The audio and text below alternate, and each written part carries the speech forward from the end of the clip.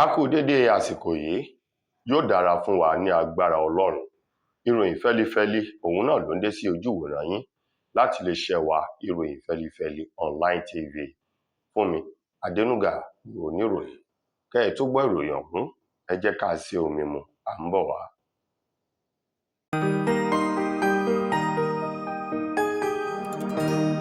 Ìròyìn fẹ́lífẹ́lí TV, àjààbálẹ̀ làwọn ìròyìn ti wà, máa wò lóòrèkóòrè.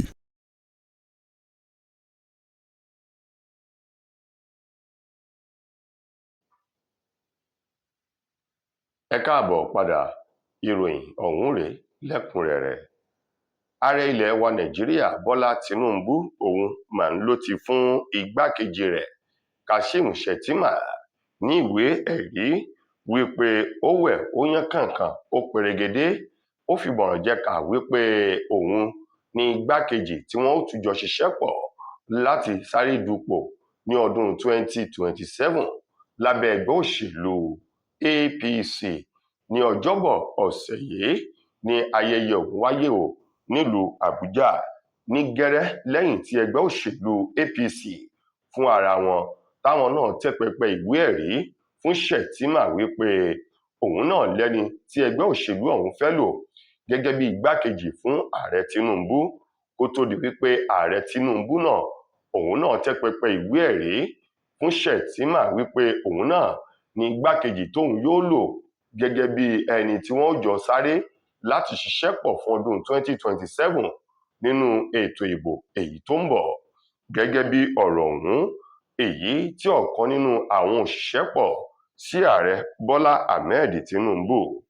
èyí tó wà ní ìkànnì ayélujára Tinubu tó ń fi ìròyìn sórí ayélujára sí ààrẹ Bọ́lá Tinubu,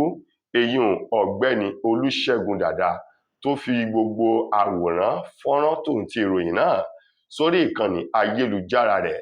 níbi tó ti kọ síbẹ̀ wípé èyí jẹ́ ìròyìn ayọ̀ àti ìgbésẹ̀ ọ̀tun nínú ẹgbẹ́ òṣèlú APC láti ọwọ́ ààrẹ Bọ́lá Tinubu. Níbẹ̀ ló ti ṣe lálàyé bí gbogbo ọ̀rọ̀ àti ayẹyẹ ọ̀hún èyí tó wáyé wípé ní gẹ́rẹ́ lẹ́yìn tí ẹgbẹ́ òṣèlú APC tí wọ́n fà á sílẹ̀ wípé Shettima lẹni tí ẹgbẹ́ òṣèlú ọ̀hún fẹ́ lò gẹ́gẹ́ bí igbákejì sí ààrẹ Tinubu. Lẹ́yìn náà ni ààrẹ Bọ́lá Tinubu náà tún tẹ́ pẹpẹ ìwé ẹ̀rí fún Shettima wípé òun náà lẹni tọ́kàn òun mú, ẹni tọ́kàn òun yọ̀. Ààrẹ Tinubu wá bẹnu àtẹ́lu àwọn ìròyìn ẹlẹ́jẹ̀ tí àwọn oníròyìn ayélujára kan ń gbé káàkiri wípé bóyá Shettima kọ́ lòun yóò lò nítorí wípé Shettima kò kójú òṣùwọ̀n tó, ó mú àkóbá àti àdábá bá ètò ìṣèjọba òun. Tinubu ní òun rọ gbogbo àwọn ọmọ Nàìjíríà láti jìnnà sírú àwọn ìfẹ́ ìròyìn ẹlẹ́jẹ̀ wọ̀nyí, ìròyìn tó lè ṣini lọ́nà tó sì lè dá ogun wàhálà sílẹ̀ ní orílẹ̀-èdè Nàìjíríà. Àwọn ọmọ ilé ìgbìmọ̀ aṣòfin àgbà orílẹ̀-èdè wa Nàìjíríà àwọn náà ni wọ́n ti fi òfin sílẹ̀ báyìí tó ń ti ìwé òfin orílẹ̀-èdè Nàìjíríà èyí tí wọ́n tún ṣe èyí tó wà fún àwọn ẹ̀ṣọ́ aláàbò ojú pópó Federal Road Safety Corps FRSC, gẹ́gẹ́ bí wípé bàbá rí ẹnikẹ́ni àbí ènìyàn kan èyí tó ń polówó ọjà tàbí ṣe ìpolongo ìhìnrere nínú ọkọ̀ akérò lórílẹ̀-èdè yìí, bí ọwọ́ òfin bá tẹ onítọ̀hún yóò sanwó ìtanràn $50,000. Bákan náà ni àwọn aṣòfin àgbà ni wọ́n tún òfin ọ̀hún ṣe wípé bá a bá rí awakọ̀ èyí tó gba irúfẹ́ àwọn ènìyàn wọ̀nyí láàyè nínú ọkọ̀ rẹ̀, bí ọwọ́ àwọn ẹ̀ṣọ́ aláàbò bá ti tẹ̀ ẹ́ yóò sanwó ìtanràn $50,000 tó ń ti ẹ̀wọ̀n oṣù 6 láìsí àwíjàre tàbí àtótónu kankan. Wàyí nínú ìgbésẹ̀ náà èyí tí àwọn ọmọ ilé ìgbìmọ̀ aṣòfin àgbà tí wọ́n gbé tòun ti àyípadà nínú ìwé òfin orílẹ̀-èdè wa Nàìjíríà èyí tó ní í ṣe pẹ̀lú lílọ bíbọ̀ ọkọ̀ lójú pópó ni wọ́n ti kà á sí etígbọ̀ọ́ àwọn aṣòfin ní ẹ̀ẹ̀mejì ọ̀tọ̀ọ̀tọ̀ tí wọ́n sì ti tarí rẹ̀ lọ síwájú ààrẹ Bọ́lá Tinubu fún bíbuwọ́lù. Wọ́n ní gẹ́rẹ́ tí ààrẹ Bọ́lá Tinubu bá ti lè buwọ́lù ó ti di òfin, bẹ́ẹ̀ náà sì rèé ó ti di ẹ̀ṣẹ̀ fẹ́nikẹ́ni yòówù tó bá fẹ́ tàpá sí òfin ọ̀hún. Wọ́n ní àwọn rọ gbogbo àwọn awakọ̀ káàkiri igun mẹ́rin orílẹ̀-èdè Nàìjíríà àti àwọn ènìyàn tí máa ń polówó ọjà tàbí ṣe ìpolongo ìhìnrere nínú ọkọ̀ wípé kí wọ́n gbọ́ ohun tí ẹ̀mí ń sọ, kí wọ́n tẹ́tí bẹ̀lẹ̀ jẹ́,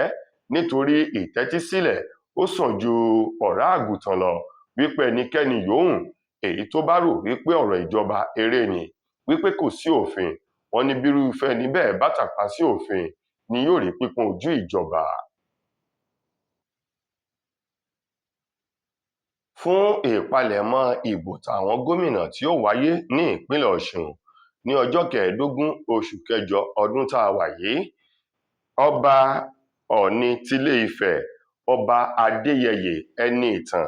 Ògúnwùsì Ọ̀jájá kejì òun ló ti ké sí gbogbo àwọn olùgbé ìpínlẹ̀ Ọ̀ṣun láti dákundábọ̀ gba àlàáfíà láàyè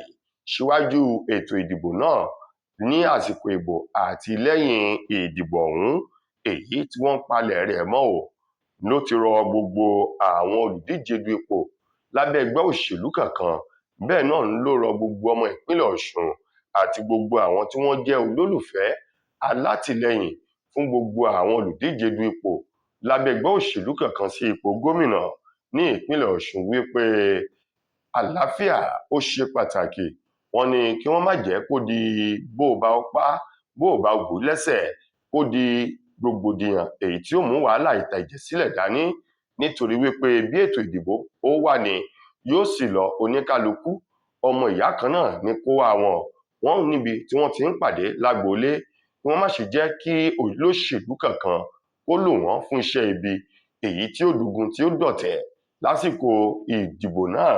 èyí tí wọ́n ń palẹ̀ rẹ̀ mọ́ ní ìpínlẹ̀ Ọ̀ṣun. Ọba Adéyẹyè Ọọ̀ni tilé-Ifẹ̀ èyí tó sọ̀rọ̀ yìí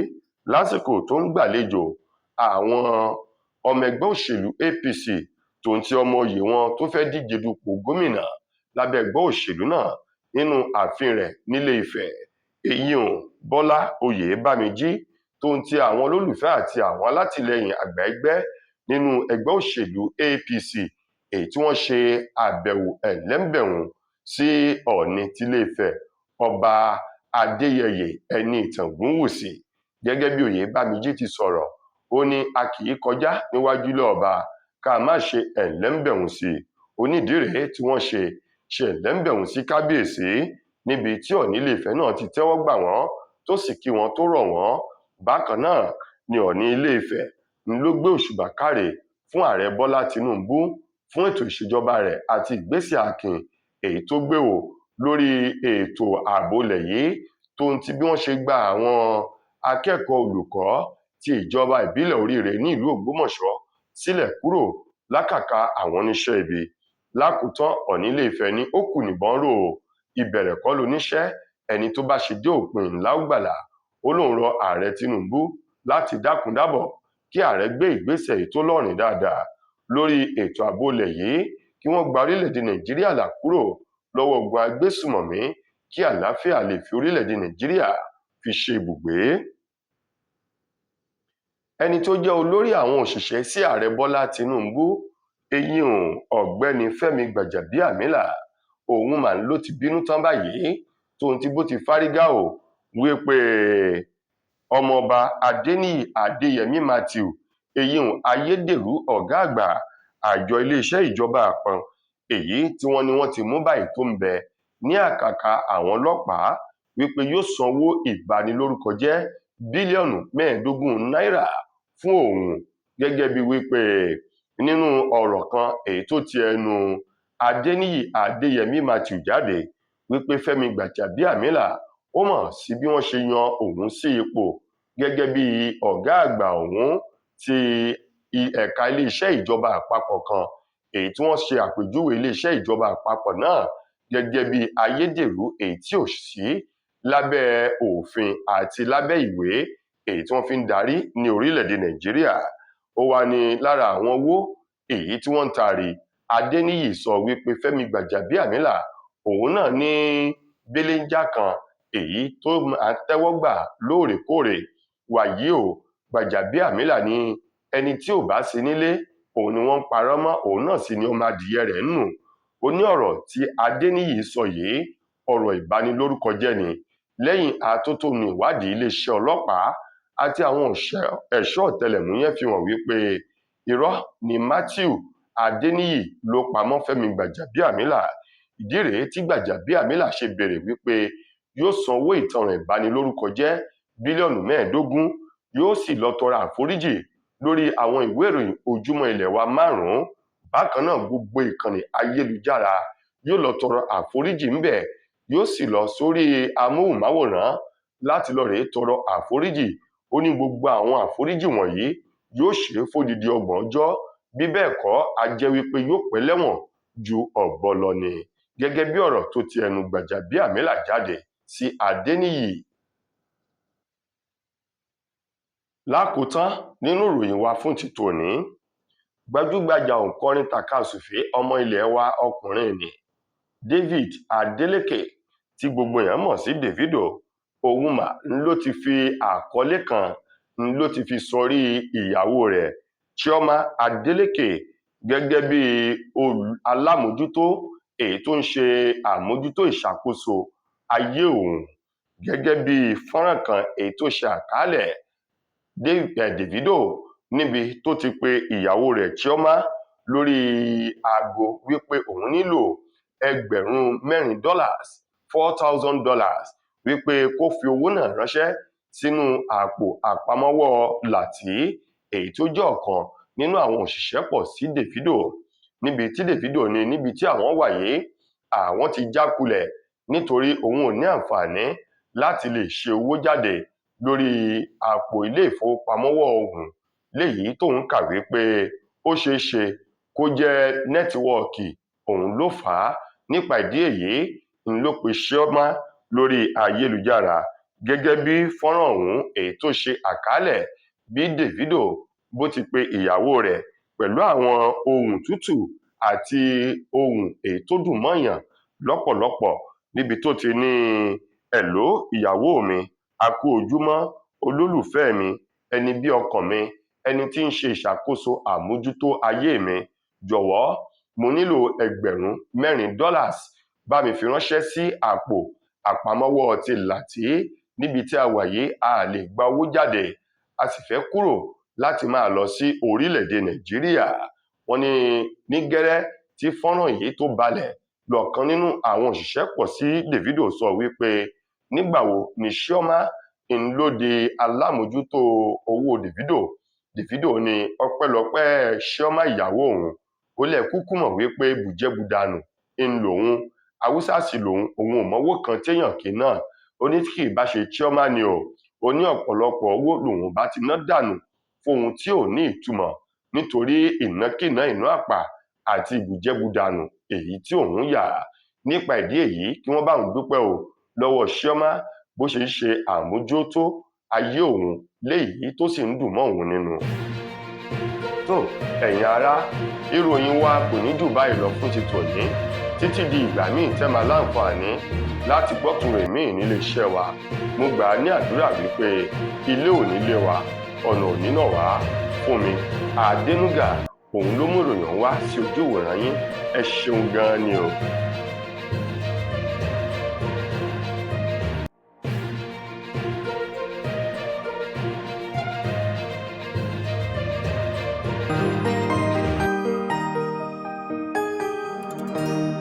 Ìròyìn Fẹ́lifẹ́li TV àjààbálẹ̀ làwọn ìròyìn ti wà, máa wò lóòrèkóòrè. Mo kí gbogbo ojú tí wò mí ti ń gbọ́ mi jákèjádò orígun mẹ́rẹ̀ẹ̀rin àgbáyé. Orúkọ mi ni Ambassador Àkànfẹ́ Ìwò tí mo jẹ́ agbẹnusọ fún iléeṣẹ́ X2 Ultimate Herbal International Limited. Níléeṣẹ́ wa bí láti màmọ̀ dájú nǹkan kan tí eléyìnbó ń pè ní health is wealth, ìlera lọ́rọ̀. Kì í ṣàfẹnujẹ́ nìkan tá a bá ń gbọ́ ní sétí, torí gbogbo lọ́gbọ̀n àwọn èèyàn ni wọ́n ń kojú àìsàn tí a pè ní ìfúnpá gíga. Ìdí nìyí tí iléeṣẹ́ X2 Ultimate Herbal fi ṣètò oògùn ìfúnpá gíga fún ní powder àti ní olómi. Kò tán síbẹ̀, oògùn ìtọ̀ ṣúgà ó wà ní iléeṣẹ́ X2 Ultimate Herbal International Limited ní powder àti ní olómi. Òun náà lẹ̀ ń wò yìí. oògùn ọ̀pẹ́ ẹ̀yìn wà tí a ti ṣe lọ́jọ̀ fún ẹni tó bá ń kojú ọ̀pẹ́ ẹ̀yìn torí gẹ́gẹ́ bí ìṣòro. Iléeṣẹ́ wa níbí ní oògùn ẹ̀ tó lè bá wọn tán rẹ̀ lójú ọgbọ́n. Bákan náà ogunlọ́gọ̀ àwọn èèyàn ni wọ́n jẹ́ oníbìísí tí wọ́n ti rora wọn pin wípé Ọlọ́run ò lè ṣe, ṣùgbọ́n tó jẹ́ pé àìsàn kan sómìíràn ní kọjú ọmọ bíbí wọn. Ó wà ní iléeṣẹ́ X2 Herbal International Limited fún